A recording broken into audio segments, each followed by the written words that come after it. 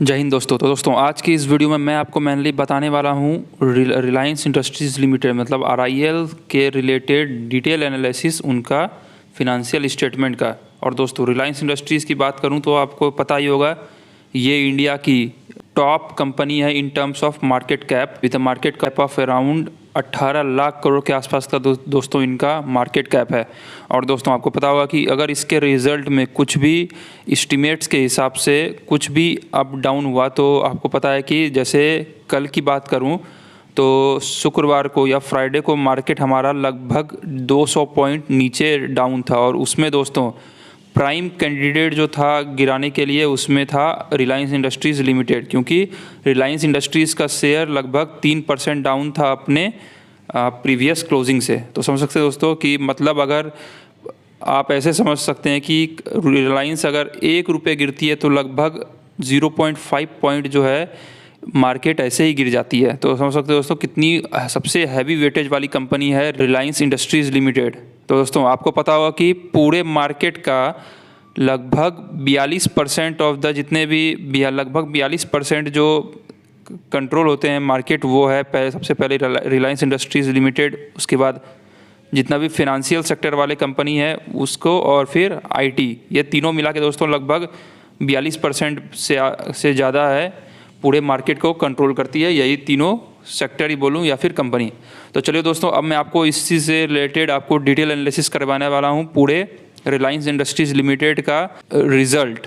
दोस्तों मैं आपको पहले बता दूँ पूरा डिविडेंड से रिलेटेड भी मैं आपको बताऊँगा, उसके बाद फिर ARPU बताऊँगा जियो से रिलेटेड मतलब एवरेज रेवेन्यू पर यूज़र, और फिर GDR पे उनका क्या इम्पैक्ट हुआ मतलब ग्लोबल डिपॉजिटरी रेशियो में क्या उनका कंट्रीब्यूशन रहा या फिर कितना गिरावट हुआ है लंदन स्टॉक एक्सचेंज में, सारे का आपको दोस्तों इस वीडियो में आपको डिटेल एनालिसिस मिलेगा। तो चलिए दोस्तों शुरू करते हैं अपनी वीडियो के साथ। लेकिन उससे पहले चैनल पर नए हो तो प्लीज़ दोस्तों चैनल को सब्सक्राइब कर लीजिए, बेल आइकन ऑन कर लीजिए जिससे मेरे आने वाले वीडियोस की नोटिफिकेशन आपको सबसे पहले मिल सके। चलिए दोस्तों शुरू करते हैं अपने डिटेल एनालिसिस के साथ। तो दोस्तों सबसे पहले जो हम लोगों का डिमांड रहता है कि क्या कंपनी ने डिविडेंड दिया, तो जी हाँ दोस्तों कंपनी ने डिविडेंड दिया है, वो है द बोर्ड ऑफ डायरेक्टर मतलब BOD हैज़ रिकमेंडेड, देख सकते हैं ₹9 मतलब ₹9 पर fully paid up equity share जो फेस वैल्यू है 10 का, मतलब आपको ₹9 के आसपास का डिविडेंड मिला है सब्जेक्ट टू जो भी AGM में उनके पास होने के बाद। तो दोस्तों आगे और मैं आपको अगर इसके रिलेटेड लेके चलूँ आपको इसके रिज़ल्ट के ऊपर, तो चलिए दोस्तों मैं आपको इसके रिज़ल्ट के ऊपर लेके चलता हूँ। तो हम आ चुके हैं अपने unaudited consolidated financial result for the quarter ended, देख सकते हैं यही सेम क्वार्टर की है जो है 30 जून 2023। तो चलिए दोस्तों सबसे पहले हम रेवेन्यू फ्रॉम ऑपरेशन की बात करें तो उससे पहले आप देख सकते हैं वो है value of services sales and services, उसमें से जब GST रिकवर्ड हो गया तो नेट हमारा जो आएगा वो है revenue from operation. Revenue from operation की बात करूं दोस्तों वो देख सकते हैं प्रेजेंट क्वार्टर के 2,10,000 करोड़ के आसपास है दोस्तों। और पिछले क्वार्टर की बात करूं तो देख सकते हैं इमीडिएट क्वार्टर में तो वहां से लगभग 6,000 करोड़ के आसपास का डाउन आया, और यही same quarter of the previous year की बात करूँ तो देख सकते हैं उसमें भी लगभग डिप आया है।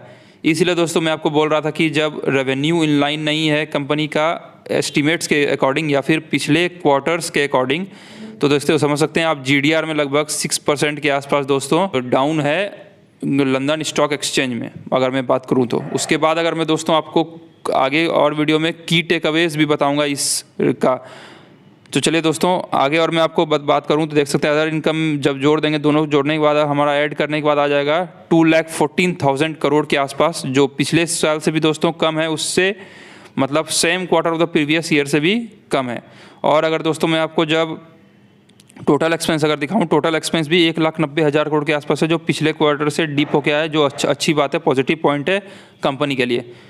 और अगर दोस्तों मैं जब इनकम में से एक्सपेंडिचर माइनस कर देते तो हमारा जाता है profit before tax and extraordinary item. तो एक्स्ट्राऑर्डिनरी आइटम की बात करूं तो प्रॉफिट बिफोर टैक्स हो गया हमारा 24,000 करोड़ के आसपास, और प्रॉफिट बिफोर टैक्स में से जब हम टैक्स का कंपोनेंट माइनस कर देंगे तो हमारा आ जाएगा प्रॉफिट आफ्टर टैक्स या प्रॉफिट फॉर द पीरियड। जब प्रॉफिट फॉर द पीरियड की बात करो दोस्तों वो देख सकते हैं लगभग 18,258 करोड़ के आसपास है।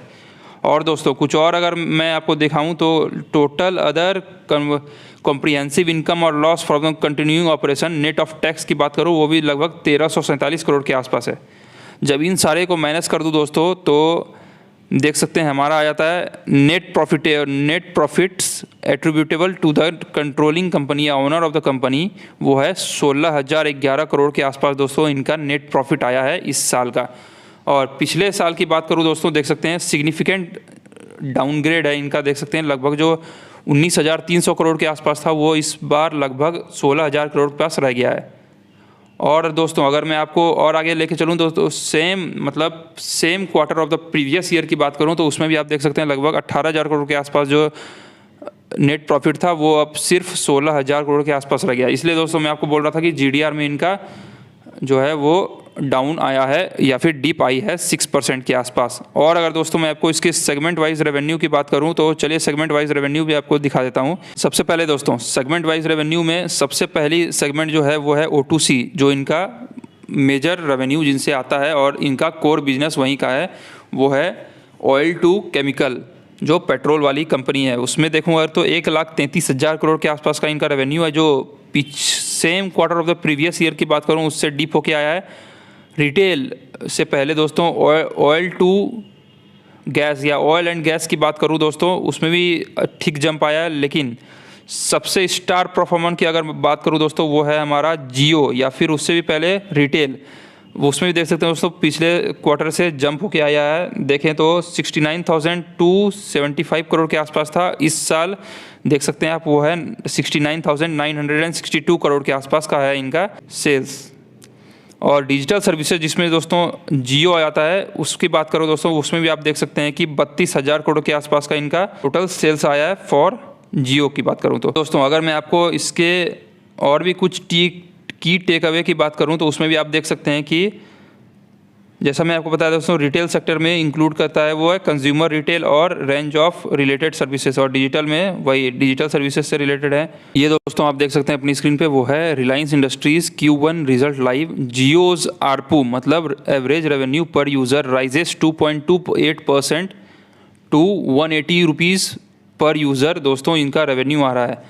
Reliance Jio continue to lead industries net subscriber addition with 9.2 million addition in June quarter. Monthly churn also reduced to 1.8% during the quarter, और एवरेज रेवेन्यू पर यूज़र मतलब आरपू दोस्तों देख सकते हैं इंक्रीज 2.8% ईयर ऑन ईयर, मतलब Y on Y basis जो है 180 rupees के आसपास है दोस्तों। और एक वायर लाइन बिजनेस एक ग्रोथ कर दिखा रही है। और दोस्तों sustained subscriber base across mobility and wire line in the services led to revenue and EBITDA growth for the connectivity business. In addition दोस्तों ग्रोथ इन डिजिटल सर्विसेज देख सकते हैं, ये सारे दोस्तों ये जियो प्राइवेट लिमिटेड के लिए एक अच्छी बात है। और अगर दोस्तों मैं आपको बात करूँ तो GDR में 6%, जैसा मैंने आपको बताया कि GDR में 6% डिप आया है लंदन स्टॉक एक्सचेंज में, मतलब LSE में। देख सकते हैं global depository receipt of RIL dipped by around over 6% in London Stock Exchange after announcement of June quarter result. As per the website of Stock Exchange, GDR of Reliance Industries Limited was trading at about $62.30, down है 6.46%। तो समझ सकते हो दोस्तों अगर 6% down हुआ Monday के दिन हमारे मार्केट में तो समझ सकते हैं कितनी तबाही आ सकती है। लगभग 200 पॉइंट सिर्फ यही रिलायंस इंडस्ट्रीज़ लिमिटेड ही ले जाएगा अकेले। और अगर मैं दोस्तों आगे बात करूं रिलायंस रिटेल की बात करूं देख सकते हैं sustain growth across the consumption of basket consolidated, देख सकते हैं मार्केट लीडर बन रही है और इंगेजिंग मोर कस्टमर। और दोस्तों अगर मैं आपको इसके रिलायंस रिटेल के फुटप्रिंट की बात करूं देख सकते हैं फुटप्रिंट ग्रोथ वीज 555 नए स्टोर खोले गए दोस्तों रिलायंस रिटेल्स के, और रिसीव्ड रिकॉर्ड 249 फुटफॉल, मतलब दोस्तों टोटल फुटफॉल जो था या फिर मैं बात करूं जो कितने भी कस्टमर आए वो है लगभग 249 मिलियन कस्टमर आए दोस्तों। समझ सकते हैं कितनी बड़ी नंबर है। इसलिए दोस्तों मैं आपको बोल रहा हूं कि जब ये डीमर्ज होके स्टॉक एक्सचेंज में जब लिस्ट होगा तो उस समय इसका वैल्यूएशन लगभग डीमार्ट से भी लगभग दुगुना होगा दोस्तों। आप समझ सकते हैं कितनी बड़ी कंपनी है ये। Reliance retail science with Q1 profit.